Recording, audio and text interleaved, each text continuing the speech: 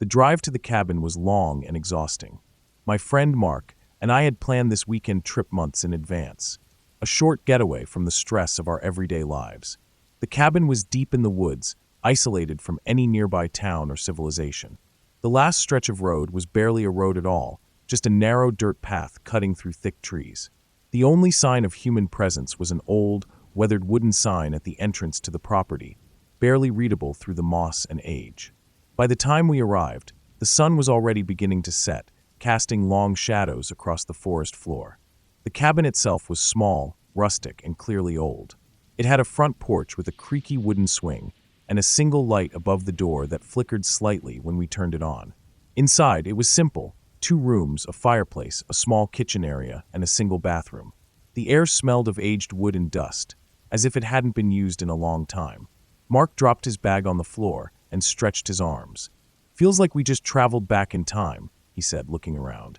I nodded, setting my own bag near the couch. "At least it's quiet." We spent the next hour settling in, unpacking our food and supplies, lighting a fire in the fireplace, and making a quick meal. As night fully set in, the woods outside became completely silent. No birds, no insects, just an eerie stillness. It was the kind of silence that made you feel like something was watching. After eating, we played a few rounds of cards, talked about work, and enjoyed the peaceful solitude. Around 11 p.m., we decided to turn in. The cabin had 2 small beds in the back room, separated by a nightstand with a single oil lamp. We left the fireplace burning low, casting a dim orange glow through the doorway. I had just started dozing off when I heard it. A light, dragging sound against the wooden floor outside the cabin. My eyes snapped open. At first, I thought I had imagined it, but then I heard it again, slow, deliberate scraping, like something being dragged. I turned my head toward Mark's bed. "Did you hear that?" I whispered. He shifted under his blanket, but didn't respond. Then came the knock. 3 slow, steady knocks on the front door. Not loud, not frantic, just measured and deliberate. My body tensed. My mind raced through possibilities. Who would be knocking on our cabin this late at night? We were miles from anyone. There were no neighbors, no other visitors. I waited, holding my breath. Another knock. 3 taps, just like before. I sat up slowly, my heart pounding. "Mark." He groaned and turned over. "What?" "Someone's knocking." That woke him up instantly. He sat up, looking toward the darkened doorway leading to the front room. We both listened. Silence. "Maybe it's an animal," Mark whispered, but he didn't sound convinced. I shook my head. "Animals don't knock." I grabbed the flashlight from my backpack and clicked it on.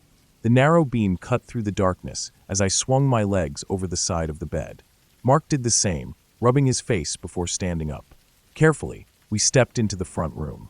The fire had burned lower, casting long, flickering shadows across the wooden walls. The front door was still closed. Another knock. 3 steady taps. I raised the flashlight and aimed it at the door. "Who's there?" I called out. No answer. Mark moved toward the window and pulled back the curtain slightly, peering outside. His face was tense. "See anything?" I whispered. He shook his head. "No one." I swallowed hard. If there was no one there, then who or what was knocking? After a long pause, I took a deep breath and reached for the doorknob. Slowly, I turned it and pulled the door open just a few inches. The cold night air rushed in, sending a shiver down my spine. I shined the flashlight through the small opening, sweeping the beam across the porch and into the darkness beyond. Nothing. The trees stood still, their twisted branches barely visible against the moonlight.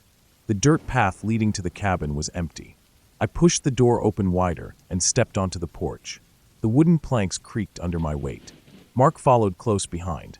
We searched the entire perimeter of the cabin, checking behind the trees and scanning the forest with our flashlight.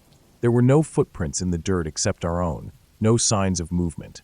"Maybe it was just the wind," Mark muttered, though he didn't sound convinced. We stood there for a moment, listening.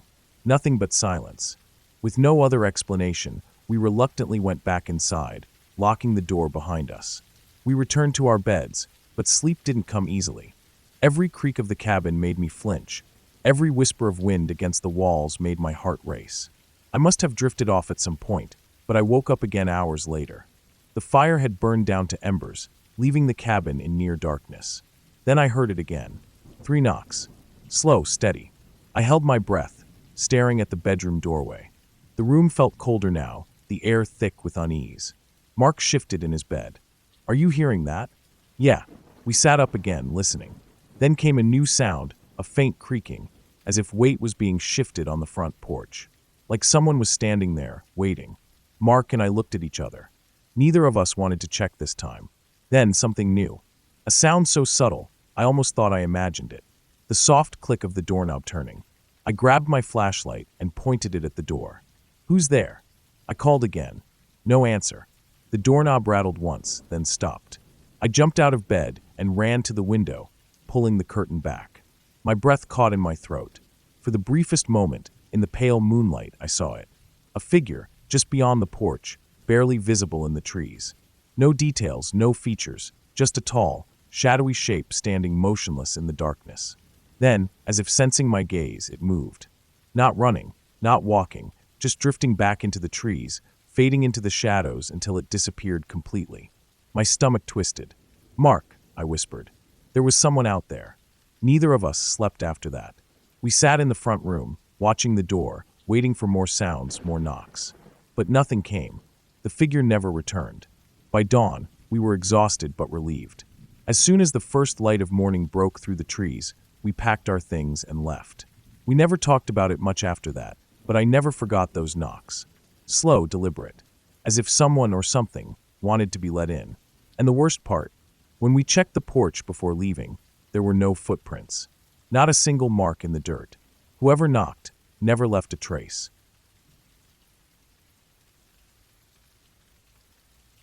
It was the middle of winter when we decided to rent a few cabins deep in the mountains for a weekend getaway.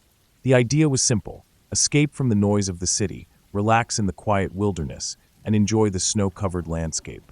There were 6 of us in total, 3 men and 3 women, some close friends, others just acquaintances. The drive up was long, winding, and isolated. As we climbed higher into the mountains, the roads became narrower, the trees taller, and the air colder.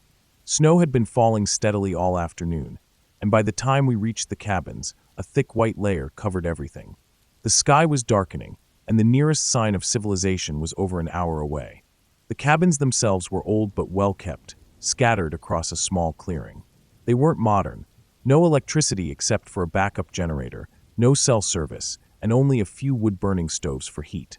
The remoteness was part of the appeal, but as I looked around at the dense forest surrounding us, I couldn't shake the feeling of being completely cut off from the world. Inside, the cabins were cozy. We got a fire going, opened some drinks, and settled in. The atmosphere was warm, filled with laughter and conversation. The 6 of us sat around a wooden table, playing cards, sharing stories, and unwinding after the long trip. At some point during the night, one of the girls, Anna, pulled out a small bag and set it on the table. "Brought something fun for the weekend," she said with a grin. I immediately knew what she meant. Psychedelics. Mushrooms, to be exact. Most of the group was excited, but I wasn't sure. I'd never tried them before, and being so deep in the woods, miles away from help, made me nervous. Still, I didn't want to be the only one left out. After some convincing, I agreed to take a small amount. As the night went on, the effects settled in. The room felt warmer, the fire crackled louder, and the laughter echoed through the cabin. Everything felt connected, alive. At some point, Anna got up and put on her coat. "I want to go outside," she said, smiling. "The snow looks amazing." None of us thought much of it. We watched her step outside, leaving the door slightly open behind her. The cold air seeped in, but the warmth of the fire kept us comfortable. Minutes passed. Then more. "Where'd Anna go?" someone asked. We looked at each other. She had only planned to step outside for a moment, but it had been at least 10 minutes. One of the guys, James, got up and peeked out the door. "Anna," he called into the night. No response. He turned back to us, frowning. "She's not out here." At first, we weren't too worried. Maybe she had wandered off a little further than she meant to, enjoying the snow. Maybe she was standing just outside our view, lost in thought. We put on our coats and stepped outside, calling her name. The night was eerily quiet. The snowfall had stopped, and everything was still. The only sounds were our voices echoing through the trees. Anna was nowhere to be seen. Maybe she went to one of the other cabins? Sarah suggested. We checked. The other cabins were empty, untouched. The doors were locked. Now the unease started creeping in. We split up, circling the clearing, searching for footprints in the snow. We found them leading away from the cabin, but something was off. The tracks went in a straight line toward the woods, as if she had walked away with a purpose. No hesitation, no wandering. Just a direct path into the trees. She wouldn't just walk into the woods alone, Mark said, his breath visible in the cold air. But she had. And worse, there were no return tracks. We grabbed flashlights and followed the footprints. They led deep into the trees, past where we could see the cabins. The deeper we went, the more uneasy I felt. "Anna!" we shouted. Still nothing. The tracks continued for nearly half a mile before they just stopped. No sign of struggle. No sign of her turning around. Just an ending, as if she had vanished into thin air. We stood in a circle, our breath heavy, the forest silent around us. "This isn't possible," Sarah whispered. James shone his flashlight in all directions. "Maybe she's hiding. Maybe she sat down and the snow covered the rest of the tracks." But the snow had stopped falling before she left. There was nothing fresh on the ground. No one wanted to say what we were all thinking. People don't just disappear. We searched for hours, shouting her name, scanning every tree and shadow. But we found nothing. No more footprints, no signs of movement, nothing that explained where she had gone. Eventually, the cold became unbearable. We had no choice but to return to the cabin. The mood was completely different now. No one spoke. No one laughed. The warmth of the fire didn't reach us. We sat in silence, listening to the wind howl outside, hoping, praying, that Anna would just walk through the door and tell us it had all been a joke. She didn't. None of us slept that night. At first light, we went back out to search. We combed the entire area, retracing our steps, hoping to find some clue we had missed. Then we saw them. New footprints. But they weren't leading back to the cabin. They were circling it. Dozens of them, overlapping, weaving in and out of the trees as if someone or something had been walking around the cabin all night. Watching. We ran. We packed our bags in minutes, piled into the car, and drove. None of us spoke. We reported Anna missing as soon as we got back to town. A search team went up into the mountains, but they found nothing. No more footprints, no body, no signs of what happened. It was as if she had never been there at all. A few weeks later, I got a call from one of the other friends who had been there. He had been doing some research on the area, trying to find any explanation. Apparently, Anna wasn't the first person to disappear near those cabins. She wouldn't be the last. I've always loved winter cabins, something about the isolation, the quiet, the way the snow covers the world like a thick, suffocating blanket. I thought I needed that peace. I thought getting away from the city would help me clear my head. I was wrong. It started as a simple trip. I rented a cabin deep in the woods, far from any major roads, miles away from the nearest town. The listing promised solitude, beautiful scenery, and a wood-burning stove to keep warm. I packed food, a few books, and enough firewood to last a week. By the time I arrived, the sun was already setting. The drive had taken longer than expected. Winding mountain roads covered in ice, barely plowed, with no guardrails. The kind of road where you don't make a mistake. The cabin itself was smaller than I expected, just one main room with a bed, a kitchen area, and a fireplace. No electricity, no running water, just the essentials. That was fine. That was what I wanted. After unpacking, I lit a fire, made myself some coffee, and sat by the window, watching the snow fall. It was peaceful. Perfect. Until I saw him. At first, I thought my eyes were playing tricks on me. A shadow moving between the trees, barely visible against the white landscape. A man, standing at the edge of the tree line, too far to make out details. Just a dark figure, unmoving, watching. I blinked. He was gone. I told myself it was nothing. Maybe a trick of the light. Maybe my own reflection in the window. I wasn't used to this kind of isolation. My mind was adjusting. But as night fell, I couldn't shake the feeling of being watched. The next morning, I stepped outside to gather firewood. The air was crisp, the snow fresh, untouched, except for one thing. Footprints, leading from the woods to my cabin, stopping just a few feet from my window. I felt my stomach tighten. My first thought was that maybe it was a hunter or a lost hiker. But something felt wrong. There were no return tracks. Whoever, or whatever, had walked up to my cabin hadn't walked away. I stood there, staring at the tracks, my breath fogging in the cold air. Then I turned and scanned the tree line. Nothing. Just the endless stretch of snow and trees. I told myself it was fine. Maybe the snow had covered the return tracks overnight. Maybe I had just missed them. I went inside, locked the door, and forced myself to forget about it. That night, I woke up to a sound. A slow, deliberate crunching of snow. Footsteps. I lay there, heart pounding, listening.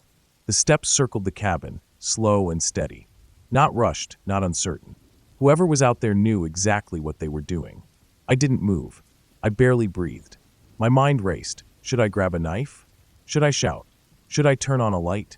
Then the sound stopped. Silence. I waited, listening, but there was nothing. I told myself it was the wind. Maybe an animal.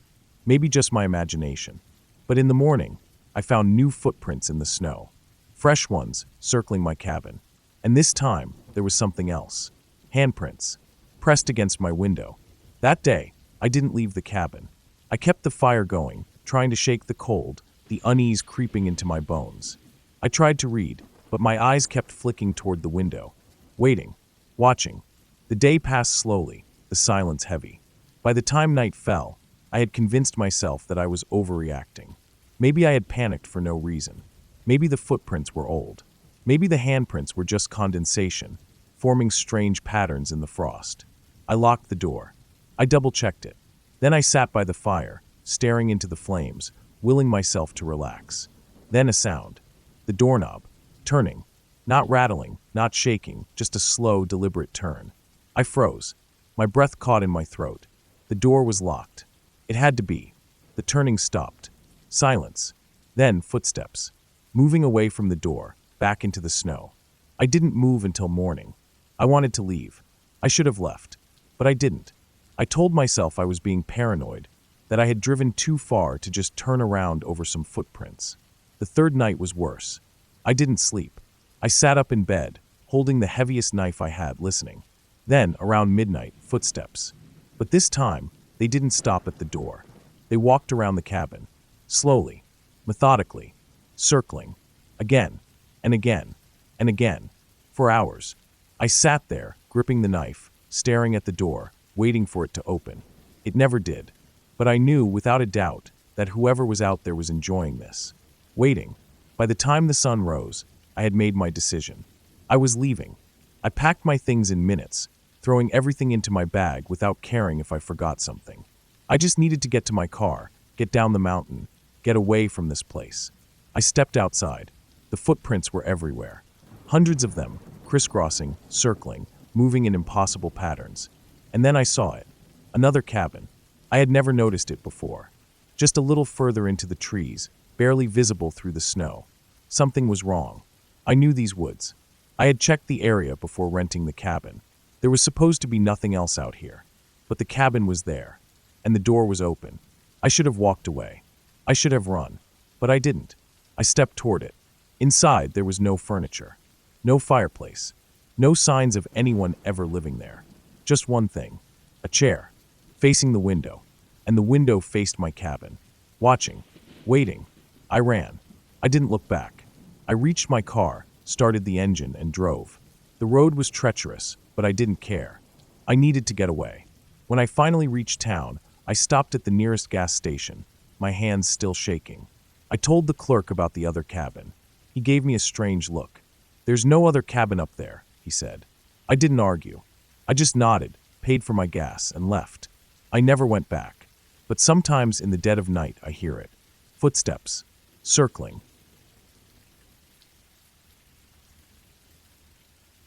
I rented the cabin for one reason: isolation. Life had been too loud lately. Too many people, too many obligations, too much noise. I wanted silence, somewhere deep in the woods where the only sound would be the wind through the trees and the crackling of a fire. The cabin was perfect. A single-story wooden structure nestled in a valley, miles away from the nearest paved road. It had no electricity, no running water, just a fireplace, a gas lantern, and an old hand pump outside for water. It was exactly what I needed. I arrived just before sunset, my truck kicking up dust on the narrow dirt road. The air was crisp, the sky overcast, the smell of damp earth thick in the air. A storm was coming. That didn't bother me. In fact, it made the idea of staying here even better. A cabin, a fire, a storm outside. I couldn't have asked for a more peaceful setting. At least, that's what I thought. The first few hours were perfect. I brought in my supplies, lit the lantern, and started a fire in the stone fireplace. The warmth spread through the small room, pushing out the cold that had settled inside. Outside, the wind picked up, howling through the trees, rattling the wooden shutters. The storm arrived in full force, rain hammering against the roof, thunder rumbling through the valley. I sat in the old rocking chair near the fire, sipping whiskey, letting the storm lull me into a calm state. Then came the knocking. It was soft at first. 3 slow knocks. I sat up, the glass in my hand freezing halfway to my lips. The wind screamed outside, the trees creaked, but I knew I hadn't imagined it. Someone knocked. I waited, listening. Silence. I let out a breath, shaking my head. It had to be a branch blown against the cabin. Then it came again. 3 knocks. Louder this time. My heart pounded. No one should be out here. No one. The nearest house was miles away, the road barely passable in this storm. I stood up slowly, moving toward the door. "Hello," I called out. No answer. I hesitated, then grabbed the rifle I had brought with me. Just in case. I unlocked the door, opened it an inch. The wind pushed hard against it, rain slashing into my face. The lantern's glow barely reached beyond the porch, but I could see the ground was muddy, covered in leaves and debris. No footprints. No sign of anyone. I stepped out onto the porch, the storm swallowing me whole. My shirt clung to my skin, the cold rain biting. I peered into the darkness. Nothing. Just trees swaying violently in the wind, the shadows shifting as lightning flashed. I swallowed hard and stepped back inside, locking the door behind me. I told myself it was nothing. Just the storm. My imagination. Then I saw the water. A single wet footprint on the wooden floor. Inside the cabin. I stood frozen, staring at the footprint. It wasn't mine. I had taken off my boots by the door, and my socks were dry. This footprint was fresh. Someone had been inside. I gripped the rifle, my pulse hammering in my ears. I turned, scanning the small room. The fireplace cast flickering shadows on the wooden walls. The bed was empty, the kitchen area undisturbed. But the door to the small storage room was slightly open. I had left it closed. I took a slow step forward, my breath shallow. The wood creaked beneath my weight. I reached out and pushed the door open. Nothing. The room was empty. Just a few shelves with canned food, some old tools. I exhaled, my muscles aching from tension. Maybe I was losing it. The storm, the isolation, it was messing with my head. I wiped away the footprint with a towel, trying to push down the unease clawing at my gut. I checked the door again, still locked. The windows too. I was alone. I had to be. I didn't sleep that night. I lay in bed, the rifle within arm's reach, listening to the storm. Every gust of wind sounded like movement. Every creak of the cabin like a footstep. By morning, the storm had passed. A thick fog covered the valley, the trees barely visible through the mist. I decided to check around the cabin, just to be sure. The ground was soaked, the dirt road nearly washed out. I circled the cabin slowly, looking for footprints. Signs of someone else. Nothing. I shook my head. Maybe I really had imagined it. Maybe the footprint had been mine after all, and I was just spooking myself. I went back inside, made coffee, tried to shake the unease still sitting in my chest. Then I saw him. Through the window. A man. Standing at the edge of the trees. Motionless. Watching me. I froze, my grip tightening around the coffee mug. He was tall, dressed in dark, soaked clothes, his face pale against the shadows of the forest. He didn't move. I swallowed hard, every instinct screaming at me to grab the rifle. But I didn't. Instead, I stepped toward the window, trying to get a better look. Lightning flashed in the distance. And he was gone. I rushed outside, my heart slamming against my ribs. The fog clung to the trees, making it impossible to see far. I ran toward where the man had been standing. Nothing. No footprints. No broken branches. Just silence. I turned in a slow circle, scanning the trees. A deep, sinking feeling settled in my gut. I wasn't alone out here. And whoever was out here with me didn't want to be found. That night, I barricaded the door. I moved the heavy wooden table against it, checked the rifle a dozen times. The lantern flickered, the fire crackling low in the hearth. I sat in the chair, watching the door. Waiting. Sometime after midnight, the knocking started again. 3 knocks. Slow. Deliberate. I gripped the rifle, my hands slick with sweat. The knocking came again. I didn't move, didn't breathe. Then, the doorknob turned. Not violently, not with force. Slowly, as if whoever was on the other side knew I was watching. I raised the rifle, my finger on the trigger. Then, silence. The doorknob stopped moving. The knocking didn't come again. I sat there, shaking, the fire casting long shadows on the walls. I didn't sleep. At first light, I packed my things. I didn't care about the food, the supplies. I just wanted to leave. The road was worse than before, the mud deep, my truck struggling. I didn't stop. I didn't look back.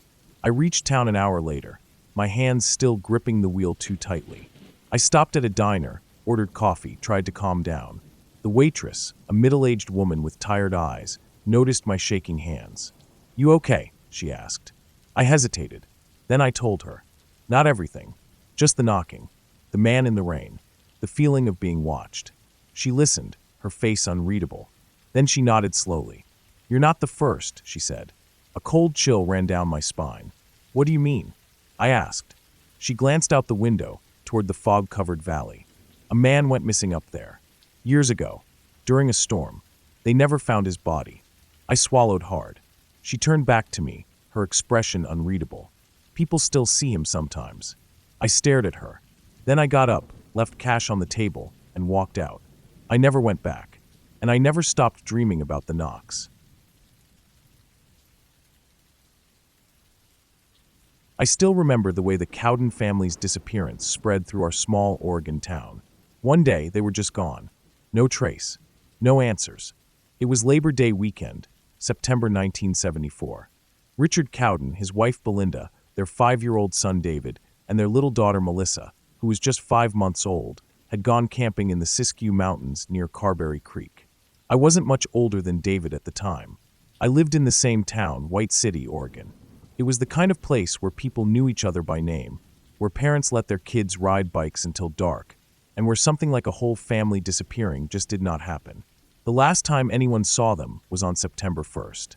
That morning, Richard took David down to the Copper General Store, just a few miles from their campsite. The store owner later told police that Richard seemed normal, buying a carton of milk before heading back toward camp. That was it. The last sighting. On September 2nd, Labor Day, the Cowdens were supposed to visit Belinda's mother for dinner. They never showed. At first, she wasn't too worried. Maybe they got delayed or decided to stay another night. But as the hours passed, dread settled in. By evening, she drove up to their campsite herself, and what she saw sent a chill through her. The Cowden family's truck was still parked there, untouched. The campsite was strangely perfect. Their belongings were all in place. A half-finished meal was sitting on the picnic table. The truck was locked. The keys and Richard's wallet were inside. A diaper bag was still there. Belinda's purse was untouched. But the worst part, the carton of milk Richard had bought that morning was still on the picnic table, half full, warmed by the afternoon sun. There was no sign of struggle. No blood. No torn-up campsite. Just nothing. The Cowdens were gone. That night, panic spread fast. A massive search effort began immediately. Local police, volunteers, forest rangers, hundreds of people combed the area. Helicopters flew over the thick tree line, looking for signs of movement. Nothing. At one point, investigators brought in tracking dogs. The dogs circled the campsite, sniffing around for a while, then stopped. They sat down. They wouldn't go any further. That was a bad sign. It meant the scent ended abruptly, as if the Cowdens had been lifted off the ground and vanished into thin air. Some people whispered about wild animals. Others thought maybe they had fallen into the creek and drowned. But that didn't explain the campsite. It was too perfect, too untouched. Someone took them. We just didn't know. Days turned into weeks. Search efforts continued, but the forest was vast. It swallowed secrets whole. Rumors spread like wildfire. Some thought Richard had snapped. Maybe he killed his own family and ran. But that didn't make sense. People who knew him said he was a quiet, kind man, dedicated to his wife and kids. Others feared it was something worse. Something deliberate. One of the worst theories was that the Cowdens had been abducted by someone who knew the area. Someone who had been watching them. Someone patient. A few hunters swore they saw something. A man, standing deep in the woods, watching from a distance. But by the time they looked back, he was gone. 7 months later, On April 12, 1975, two men were hiking near Carberry Creek, about 7 miles from the Cowdens campsite. It was an area with steep hills, thick trees, and hidden caves. They didn't mean to find anything. They were just passing through. But then they saw it. A small pile of rocks. Unnatural. Placed there by someone's hands. One of the men knelt down and brushed the dirt away. His hands trembled as he uncovered a human skull. The police arrived within hours. As they searched the area, they found 4 sets of remains. Richard's body was found leaning against a tree, his spine riddled with bullet holes. Belinda and 5-year-old David were discovered in a shallow cave, partially covered with rocks. Melissa, the baby, was found with them. Investigators knew almost immediately this was no accident. The killer had executed Richard first. Then, he took Belinda and the children to the cave. And that's where he ended them. For years, no one knew who did it. The case sat cold, gathering dust. Then, in the late 1970s, a name surfaced, Dwayne Lee Little. Little was a convicted murderer. Back in 1964, when he was only 16, he had raped and killed a teenager named Orla Faye Phipps. He was sentenced to life in prison. But in 1974, just months before the Cowdens disappeared, he was let out on parole. The timing was chilling. Witnesses later recalled seeing a strange man in the area that weekend. A man driving a dark-colored pickup. A man who looked like Dwayne Lee Little. Even more disturbing, in 1975, Little was sent back to prison for violating parole. While behind bars, another inmate claimed he had confessed to killing the Cowden family. But without solid evidence, he was never officially charged. To this day, no one has ever been convicted of the murders. The Cowden family's case remains one of Oregon's most chilling, unsolved crimes. The campsite is still there. People still camp at Carberry Creek, but many say the air feels different. The forest seems too quiet. Some campers claim to hear whispers at night. Others say they wake up to the sound of children crying. I don't believe in ghosts, but I do believe in monsters. And some monsters, the real ones, never get caught.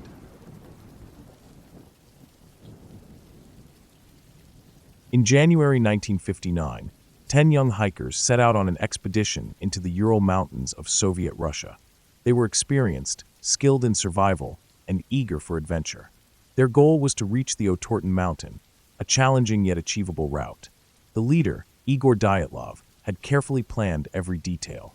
Their group included Igor Dyatlov, 23, the leader, strong-willed and respected; Zenaida Kolmogorova, 22, energetic, outgoing, and popular; Yuri Doroshenko, 21, brave, known for his temper; Ludmila Dubinina, 20, tough, determined, and serious; Rustam Slobodin, 23, a skilled athlete, level-headed; Nikolai Thibault-Brignoles, 24, a jokester, light-hearted; Alexander Kolevatov, 24, intelligent and logical; Semyon Zolotaryov, 38, a military veteran, older than the others; Yuri Krivonischenko, 23, a prankster, always smiling; Yuri Yudin, 21, the 10th member, who turned back early due to illness. It was Yudin's fate that saved him. He never reached the deadly mountain with his friends. The 9 who continued had no idea they were walking into a nightmare that would never be explained. For days, the hikers followed their plan, keeping detailed journals and taking photos. Their spirits were high, despite the brutal cold. By February 1st, they had reached a slope near Kolit-Syakhl, which meant Dead Mountain in the local Mansi language. The area was known for its harsh conditions, but they decided to set up camp on the exposed slope instead of the safer forest below. Some believe they did this because they wanted a challenge. Others think they had no choice. Their last photograph, taken before nightfall, shows them laughing, setting up their tent, completely unaware that they would never leave that place alive. When the hikers failed to send word back by February 12th, their families grew anxious. Days passed, and no news came. By February 20th, the Soviet government sent a search team. What they found made no sense. The campsite was discovered on February 26th, buried in snow. The tent was half collapsed, yet standing, but it had been cut open from the inside. Why would they slash their own tent open instead of using the entrance? Even stranger, there were no signs of struggle. But footprints, barefoot, some wearing only socks, some in just one shoe, led away from the tent. The searchers followed them into the woods. 1.5 kilometers from the tent, at the edge of the forest, they found the first bodies. Yuri Doroshenko and Yuri Krivonischenko lay near the remains of a small fire. Both were barefoot, dressed only in underwear. Their hands were burned, the skin on their fingers torn and raw, as if they had desperately tried to climb the nearby tree. The branches above them were broken. It was as if they had been trying to escape something. Nearby, they found more bodies. Dyatlov, Kolmogorova, and Slobodin were found between the fire and the tent, sprawled in the snow. All seemed to be heading back toward the tent when they died. They were better dressed than the first two, but still not enough for the freezing cold. Slobodin's skull was fractured, but not in a way that should have killed him. His cause of death was still hypothermia. The rescuers asked themselves the same question over and over. Why did they run from their tent half-dressed? What could have terrified them so much that they ran into a freezing night without shoes, coats, or protection? But the worst was yet to come. It took 2 more months to find the last 4 bodies. On May 4, 1959, they were discovered in a deep ravine under 4 meters of snow. They were the most disturbing of all. Dubinina, the Bobrignol's, Kolevatov, and Zolotaryov had suffered horrific injuries. The Bobrignol's skull was crushed. Dubinina and Zolotaryov's ribs were shattered. Dubinina's tongue was missing. Yet, strangely, there were no external wounds on their bodies. It was as if something had crushed them from the inside. Doctors later said their injuries were like those from a car crash, massive force, but no bruises or cuts on the skin. No human could have done this. No animal. No avalanche. And radiation was found on their clothes. What had happened in that ravine? The Soviet government quickly closed the case. The official cause? Unknown natural force. But the public wanted answers. Over the years, many theories have tried to explain the Dyatlov Pass incident. Theory 1, avalanche. Some say an avalanche forced them to flee in terror, leaving them exposed to the cold. But if an avalanche had struck, why was the tent still standing? Why were the footprints still visible? Why were the injuries so different? Theory 2, military tests. Others believe secret Soviet weapons tests caused their deaths. Strange lights were reported in the sky that night. The radiation on their clothes suggested something unnatural. The government acted quickly to silence the case. Were they accidental victims of a secret test? Theory 3, infrasound. Some scientists suggest that strong winds created a low-frequency sound that caused panic, hallucinations, and terror. This might explain why they fled in fear, but it doesn't explain the deadly injuries. Theory 4, something else. Some believe something was in the forest that night. The broken tree branches suggested something chased them. Dubinina's missing tongue was never explained. The massive force of their injuries had no logical source. Had they seen something they weren't supposed to see? Or had something seen them? The Dyatlov Pass incident remains one of the greatest mysteries of all time. Decades later, no one knows for sure what happened that night. In 2019, a new Russian investigation blamed an avalanche again. But for those who have studied the case, the questions remain. Why did they flee? What crushed their bones? Why was radiation present? Why was the case rushed to be closed? The place where they died is now known as Dyatlov Pass, a frozen grave for a group of hikers whose fate may never be known. And to this day, the wind whispers through the mountains, carrying the last unanswered question. What really happened on that deadly night? I grew up with an obsession for the outdoors. My family owned a small, secluded cabin deep in the woods, near a quiet lake that was perfect for fishing and swimming in the summer. The land around it stretched for miles, and apart from a few hunters passing through during the season, it was rare to see another soul out there. Across a dirt road about 2 miles away from our cabin was a wildlife reserve, dense forests, rolling flatlands, and winding trails that led to who knew where. My parents always warned me not to wander too far, but as a kid, that warning only made me want to explore more. One summer when I was 16, I convinced my cousin Eric to come spend a few weeks at the cabin with me. He was the same age as me, lanky, always cracking jokes, and just as eager for adventure. We planned to hike, fish, and stay up late telling stories by the campfire. One afternoon, after a long morning of swimming in the lake, Eric and I decided to go exploring. The dense trees beyond the dirt road had always intrigued me. I'd wandered around their edges before, but never gone deep enough to see where the trails led. We packed some water bottles, a couple of snacks, and a pocket knife each, just in case. Then, with no real plan in mind, we set off into the trees. The forest was different from the ones near our cabin. The trees stood closer together, their branches tangled overhead, blocking out most of the sunlight. The deeper we went, the quieter it became.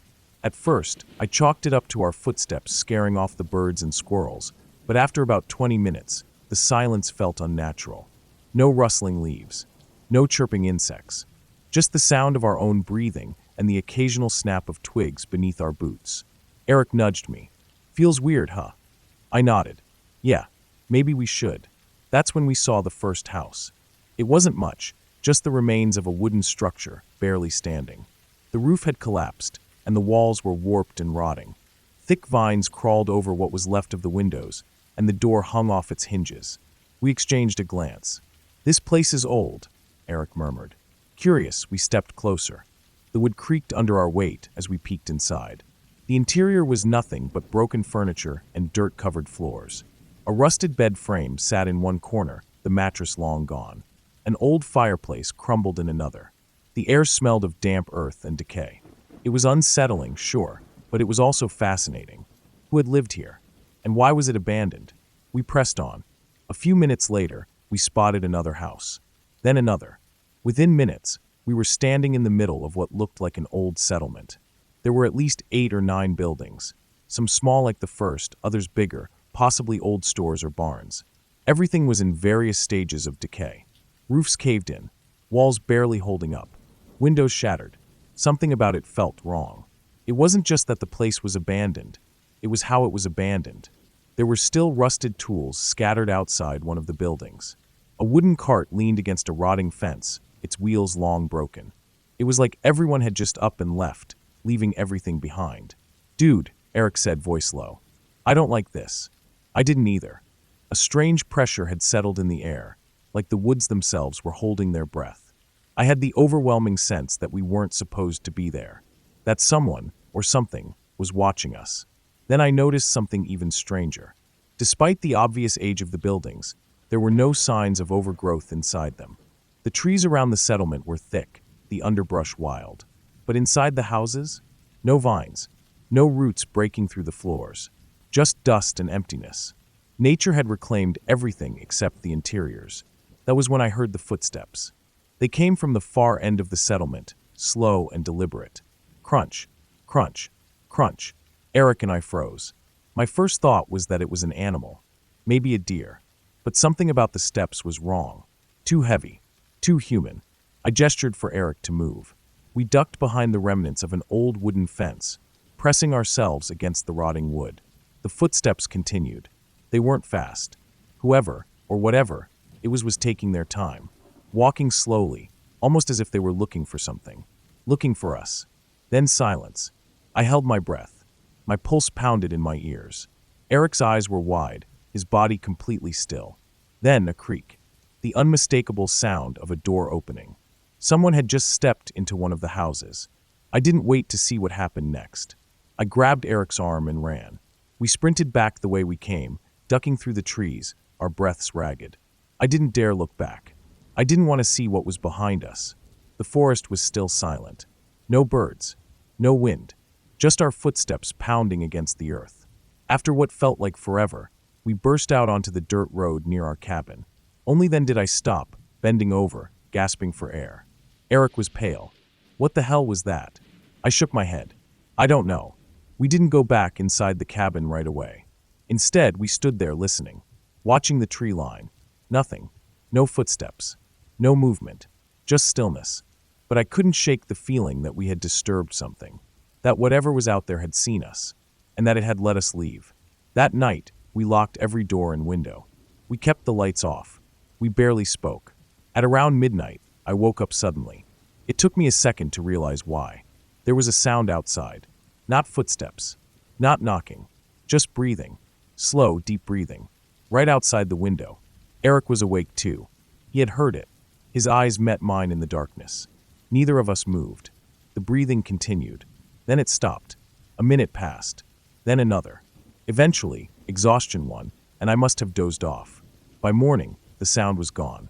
But in the dirt outside our window, there were footprints. Bare footprints, leading from the trees to our cabin, but not away. I never believed in horror stories. At least, not the kind you hear in books or movies. I always thought real horror came from the things people did to each other. The kind of horror that left scars long after the fear had faded.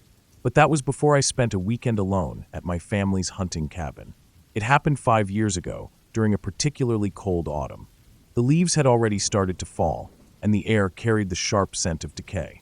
My uncle owned a small cabin deep in the northern woods, surrounded by miles of dense forest. It was a simple structure: one room, a fireplace, a small kitchen, and a creaky old bed. No electricity, no running water, just the kind of place you went when you wanted to be completely alone. I had been going there since I was a kid, usually with family, but this time I was alone. My uncle had given me the keys, told me to use it whenever I wanted, and I figured a weekend of solitude would do me good. A break from the city, from people, from everything. I packed light, just enough food for a couple of days, a flashlight, my hunting rifle, and a book. The drive took nearly 4 hours, most of it on unpaved roads winding through endless forest. By the time I arrived, the sun was already setting, casting long shadows through the trees. I stepped out of my truck, stretching, breathing in the crisp air. The cabin stood there just as I remembered, small, sturdy, and silent. The windows were covered in a thin layer of dust, but everything else looked untouched. Except for one thing. The door was unlocked. I hesitated. My uncle always locked the place up when he left. It wasn't the kind of cabin you just left open, not with the occasional bear wandering through the area. Maybe he had forgotten. Maybe someone else had used it recently and left it that way. I pushed the door open slowly. The inside was exactly as I remembered: wooden walls, an old stone fireplace, a worn-out rug covering part of the floor. A thick layer of dust covered most surfaces, except for the table near the window. That part was clean, like someone had been sitting there recently. A strange unease settled over me. Still, I brushed it off, telling myself I was being paranoid. Maybe it was just a draft that pushed the door open. Or maybe my uncle had left in a hurry and forgot to lock it. I stepped inside, shut the door, and bolted it. The first few hours were peaceful. I made a fire, cooked some canned food, and sat by the window, listening to the distant sounds of the forest. The wind whistled through the trees, and every now and then I heard the rustling of small animals in the underbrush. By the time I got into bed, the fire had died down to glowing embers. The only light came from the full moon outside, casting pale shadows through the window. I must have dozed off at some point. Then something woke me up. A noise. A faint, distant sound. I lay still, heart pounding, trying to listen over the crackling of the last embers. It was coming from outside. At first, I thought it was just the wind. But then I heard it again. Footsteps. Slow, deliberate footsteps on the porch. I held my breath. Someone was walking around the cabin. My rifle was leaning against the wall near the bed.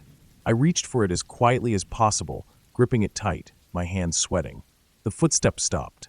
I waited, every muscle in my body tense. Then, a single knock on the door.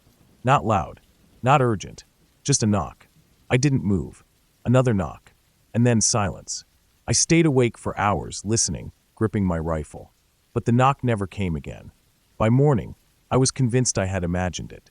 Maybe it was an old tree creaking in the wind, or an animal bumping against the porch. I stepped outside cautiously, rifle in hand. The air was cold, the ground damp with morning dew. Then I saw them. Footprints. Bare footprints. They started from the edge of the trees and led directly to my door. No tracks leading away. Whoever had been there hadn't left. A chill ran down my spine. I scanned the tree line, rifle raised, searching for any sign of movement. But the woods were silent. Too silent. I told myself it had to be some kind of prank. Maybe a hunter messing with me. Maybe some lost hiker who had wandered too close. But the prints were bare.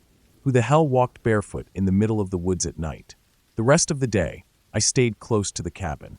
I didn't stray far, didn't let the fire die out. Every time the wind rustled the trees, I found myself glancing toward the tree line, half expecting to see someone standing there. But the forest remained empty. That night, I locked the door, bolted the windows, and kept my rifle close. Sleep didn't come easily. Every sound outside made my heart race. The wind howling through the trees, the creak of old wood, the occasional snap of a branch. Then, sometime around midnight, I heard it again. Footsteps. Slow. Heavy. Closer than before. I sat up, gripping the rifle, my mouth dry. Then a knock. I stared at the door, my breath frozen in my chest. Then another knock. Louder this time. I swallowed hard, forcing myself to move. I crept toward the window, careful not to make a sound. Slowly, I lifted the curtain just an inch, just enough to peek outside. And that's when I saw him. A man, standing right outside the door. He was tall, gaunt, dressed in tattered clothes that hung loosely from his frame. His skin was pale, almost gray in the moonlight. But it was his face that made my blood turn to ice. He had no eyes, or rather, his eye sockets were empty. Just dark, hollow voids staring straight ahead. He raised a hand and knocked again. I stumbled back, my chest tight with panic. Then, the doorknob turned. I raised my rifle, aiming at the door, my hands shaking.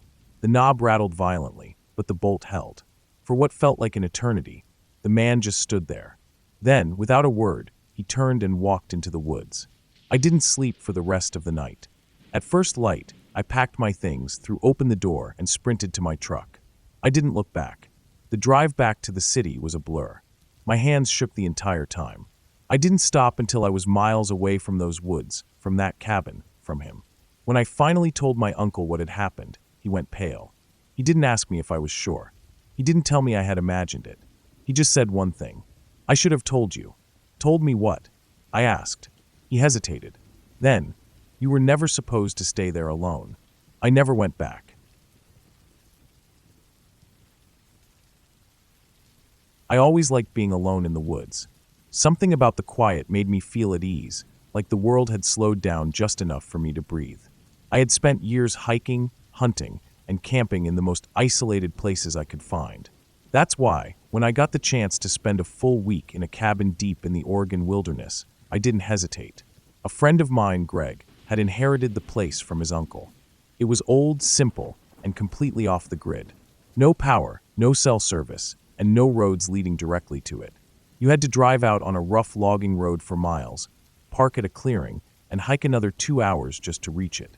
Greg had been out there a few times, but said he never stayed long. Claimed he wasn't really the outdoors type. But he knew I was, so when he offered to let me use the cabin for a while, I jumped at the chance. I packed light. Just the basics, some food, a good knife, a rifle, extra clothes, and a sleeping bag. I figured I'd spend the week hiking, fishing, maybe even doing some hunting if I found a good spot. The idea of being completely cut off from everything sounded perfect. I left early in the morning, making the long drive out to the parking area just as the sun started rising. The trail to the cabin was rough, mostly an old game trail, narrow and uneven, winding through thick pine forest. It was colder than I expected, and the air had that damp, heavy feel that comes right before snow. I moved fast, wanting to get to the cabin with plenty of daylight left. By the time I arrived, the sun was already dipping behind the treetops. The cabin was smaller than I imagined. One room, a stone fireplace, and a tiny porch that overlooked a clearing. There was a creek nearby, its steady trickle the only sound besides the wind in the trees. It was perfect. I dropped my pack inside, gathered some wood, and got a fire going.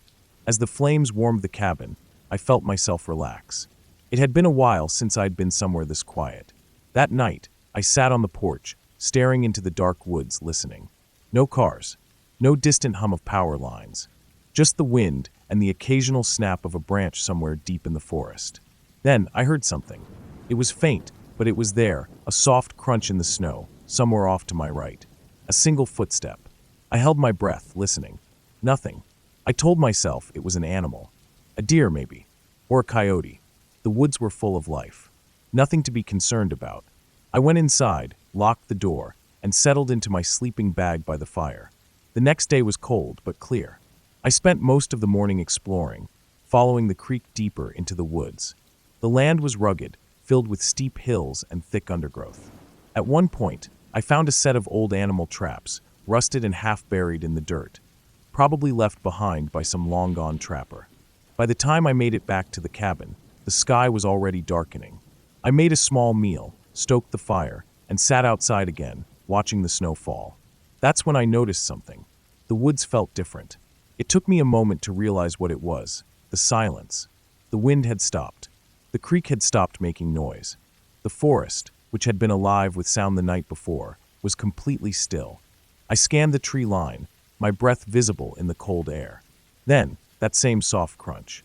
A single step in the snow. Closer this time. I stood up slowly, heart pounding. The sound had come from the same direction as before, off to the right of the cabin. I stared into the trees, but all I could see was darkness. I told myself it was nothing. A tree branch falling. Snow shifting. Something normal. Still, I didn't stay outside much longer. That night, I kept my rifle next to my sleeping bag. By the third day, I was starting to feel uneasy. The air was colder, the sky darker. It hadn't snowed much overnight, just a light dusting. But when I stepped outside that morning, I saw them. Footprints. They weren't mine. They weren't animal tracks. They were human. They started from the tree line, weaved through the clearing, and stopped about 10 feet from the porch. Just stopped. There were no prints leading away. I felt my stomach drop. Someone had been watching the cabin. Watching me. I spent the next hour circling the area, looking for more tracks. I didn't find any. Just those same footprints leading from the woods and stopping right in front of the cabin. I didn't know what to do. The hike back to my truck was long, and I didn't like the idea of walking through the woods alone with someone else out there. I spent most of the day keeping the fire going, trying to stay calm. I told myself it was old tracks, maybe left behind by a hunter days ago. But I didn't believe that. They were too fresh. By nightfall, I was exhausted. My nerves were shot, but I forced myself to sleep.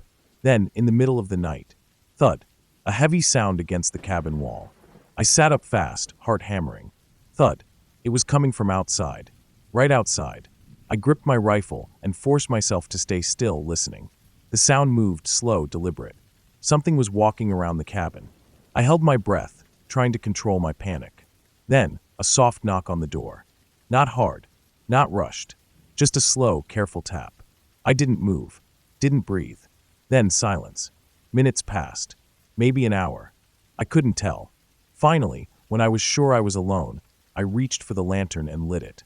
The moment the light filled the cabin, I saw something that made my blood run cold. The front door was unlocked. I had locked it.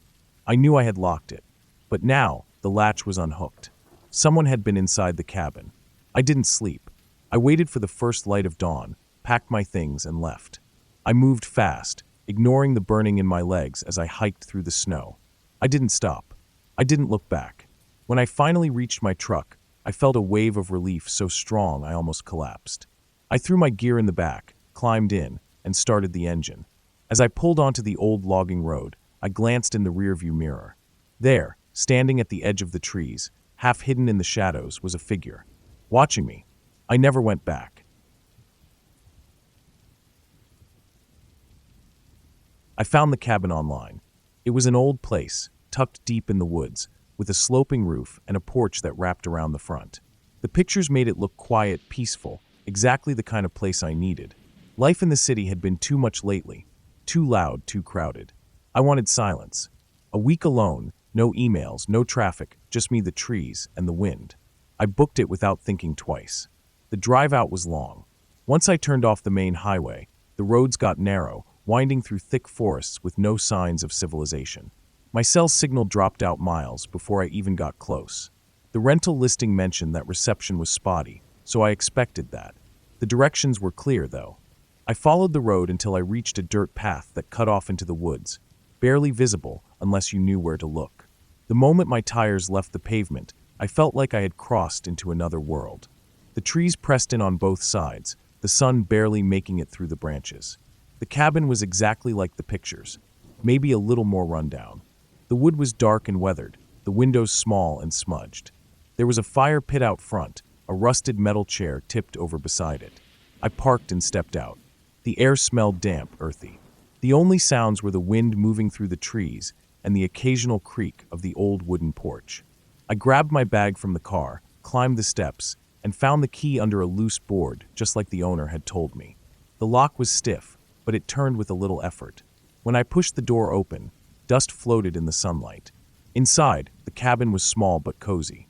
A couch sat against one wall, an old fireplace across from it.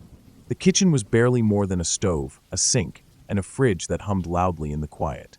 There was one bedroom, a tiny bathroom, and a back door that led out to the forest. I set my bag down and walked through, checking the place out. Everything felt still, like the cabin had been sitting untouched for a long time. The air inside had that closed-up smell, thick and stale. I opened a few windows to let in some fresh air. After unloading my stuff, I sat on the couch listening. I had expected peace and quiet, but this was different. It wasn't just quiet, it was empty. The kind of silence that felt too deep, too unnatural. I shook it off, chalking it up to nerves. I wasn't used to being this isolated. That first night was uneventful. I cooked a simple meal, read for a while, then went to bed early. The bed creaked every time I moved. The wind outside picked up, rustling the trees, making them sound like whispers. At one point, I thought I heard something else, a soft thud, like footsteps on the porch. I held my breath, listening. Nothing. Probably just a branch falling. I told myself I was being paranoid. I wasn't used to being this far out in the woods alone. Every little noise felt amplified. The next morning, I woke up early. The sun barely made it through the thick trees, casting long shadows across the ground. I stepped outside with my coffee and sat on the porch. The world felt untouched out here. No distant hum of traffic, no voices, just the steady rustling of leaves. That's when I noticed something. The chair by the fire pit. It had been tipped over when I arrived. Now, it was upright, facing the cabin. I stared at it, trying to remember if I had moved it. I hadn't. I was sure of that. But maybe the wind had knocked it over before, and now it had settled back upright? I wasn't sure. I forced myself to ignore it. I spent the day hiking through the woods behind the cabin, following an overgrown trail that led up a hill. The climb was tough, but at the top, I could see for miles, endless trees stretching out in every direction. No signs of people, no rooftops, no roads. Just wilderness. It was beautiful. By the time I got back, the sun was setting. My legs ached from the hike, and I was starving. I made dinner, sat outside for a while, and then headed in for the night. That's when things started feeling wrong. As I locked the front door, I hesitated. Something in the air had shifted. It was a feeling deep in my gut, like I was being watched. I shook it off, went through my nighttime routine, and got into bed. The moment I turned out the light, the sound started. Soft, faint, footsteps. Not an animal. Not the wind. Footsteps, moving around the cabin. I lay frozen, barely breathing. They were slow, deliberate. Someone was out there. I forced myself to sit up, my heart pounding. I reached for my phone. No signal, of course. I had no weapon, nothing to defend myself with. Just my car keys on the nightstand. I waited, listening. The footsteps stopped. Minutes passed. Then, a creak. The porch. I held my breath. Another creak. Someone was on the porch. I eased out of bed, moving as silently as possible. My feet touched the cold floor. I crept toward the window, barely parting the curtain. Nothing. Just darkness. The trees shifting in the wind. Then a shadow. A shape. Not moving. Just standing there at the edge of the trees. Watching. I stepped back, my skin crawling. I stayed awake the whole night, every sound sending my heart racing. The footsteps never came back. The shadow never moved. When the sun finally rose, I threw my stuff into my bag, grabbed my keys, and walked to my car as fast as I could. The moment I turned the key, relief flooded through me when the engine started. I backed out, tires kicking up dirt, and drove down the narrow path without looking back. When I hit the main road, I finally let out the breath I'd been holding. I kept checking my rearview mirror, half expecting to see something, or someone, standing at the tree line. But there was nothing. I never told anyone what happened. It sounded ridiculous, like some campfire story. But I know what I saw. I never went back.